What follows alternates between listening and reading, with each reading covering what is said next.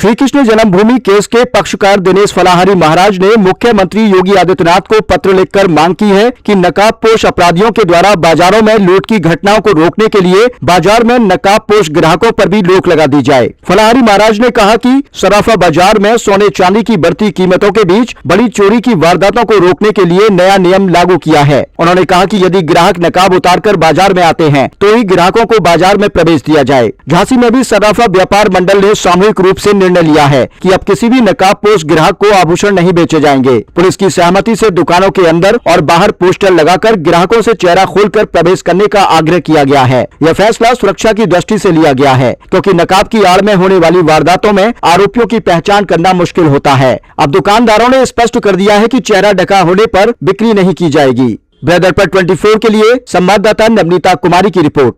हमने माननीय मुख्यमंत्री जी को पत्र लिखा और मांग की है कि बाजारों में जाने वाली महिलाएं और पुरुष नकाब पहनकर ना जाएं। ऐसा कोई कानून बनाए जिससे बाजारों में नकाब की व्यवस्था को खत्म किया जाए, क्योंकि बाजार में सोने चांदी की दुकानें होती हैं, बेशकीमती आभूषण होते हैं।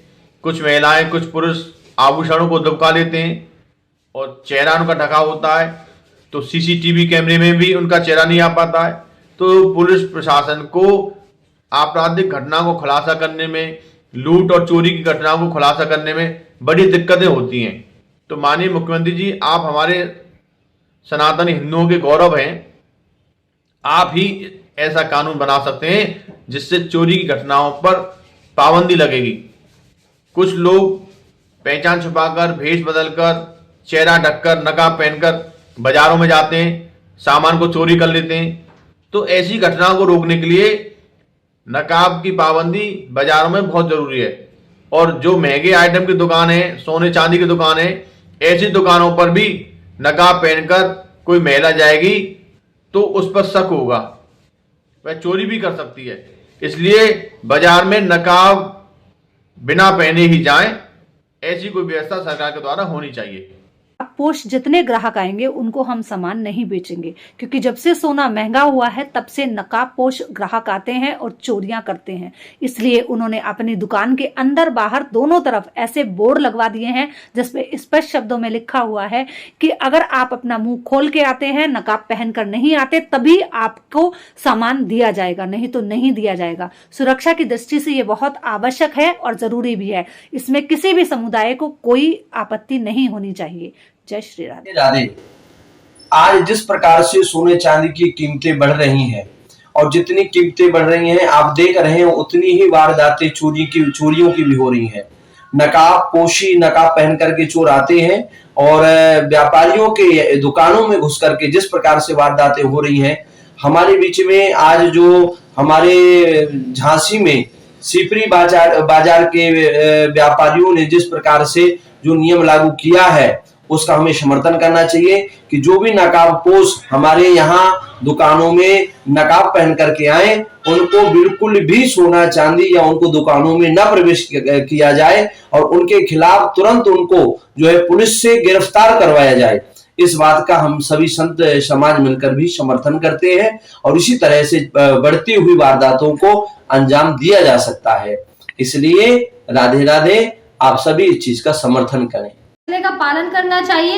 और ऐसा फैसला हर किसी बाजार में सराफा मार्केट वाले जितने भी भाई हैं, सभी भाई बंधुओं को ये फैसला मानना चाहिए, क्योंकि इससे चोरी के बहुत सारी घटनाओं पर अंकुश लगेगा। क्योंकि जितने भी चोर आज के टाइम में चोरी करने के लिए आते हैं सराफा मार्केट में, जहां सोना चांदी की चोरी की लूट की घटना को अंजाम देते हैं, वो मोस्टली लोग ऐसे ही आते हैं जिनका मुंह ढका होता है।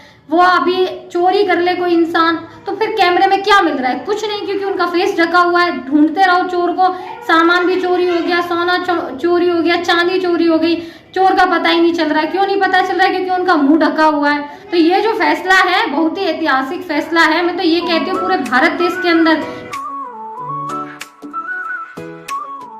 पदम फौजी एकेडमी संस्थापक और चेयरमैन प्रतिनिधि आदर्श नगर पंचायत बरसाना एवं चंदन फौजी, दीपू फौजी की ओर से समस्त नगरवासी, ब्रजवासी और देशवासियों को नव वर्ष 2026 और मकर संक्रांति के पावन पर्व की हार्दिक बधाई एवं शुभकामनाएं। नया साल आप सभी के जीवन में खुशियों और सफलता का नया सवेरा लेकर आए, ऐसी कामना भी है। निवेदक शहीद भगत सिंह क्रांति दल के सभी क्रांतिकारी एवं बरसाना ब्रजवासी गण।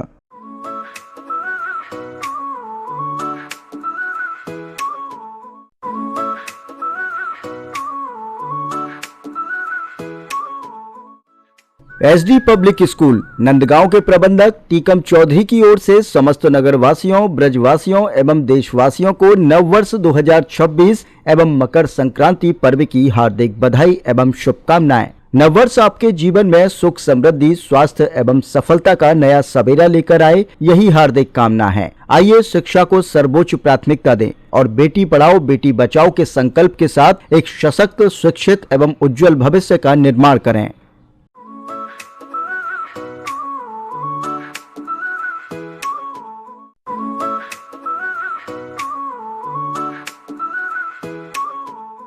अजीत पहलवान, अध्यक्ष बालाजी अखाड़ा बलदेव और बंटी पहलवान की ओर से समस्त नगरवासी, ब्रजवासी और देशवासियों को नव वर्ष 2026 और मकर संक्रांति पर्व की हार्दिक बधाई एवं शुभकामनाएं। नया साल आप सभी के जीवन में खुशियों और सफलता का नया सवेरा लेकर आए, ऐसी कामना भी है। बलदेव क्षेत्र में प्रॉपर्टी खरीदने और बेचने के लिए संपर्क करें।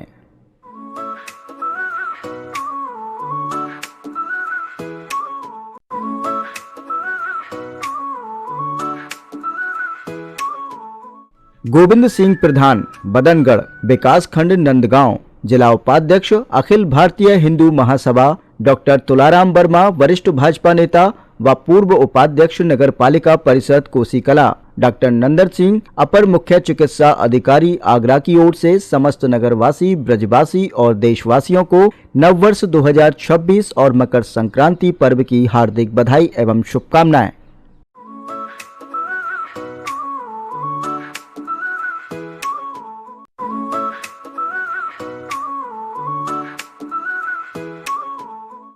अग्रवाल डेवलपर्स, विकास अग्रवाल की ओर से समस्त नगरवासी, ब्रजवासी और देशवासियों को नव वर्ष 2026 और मकर संक्रांति के पावन पर्व की हार्दिक बधाई एवं शुभकामनाएं। नया साल आप सभी के जीवन में खुशियों और सफलता का नया सवेरा लेकर आए, ऐसी कामना भी है। बलदेव में प्लॉट खरीदने के लिए संपर्क करें। Office Rajiv computer college, Rida road, Baldev.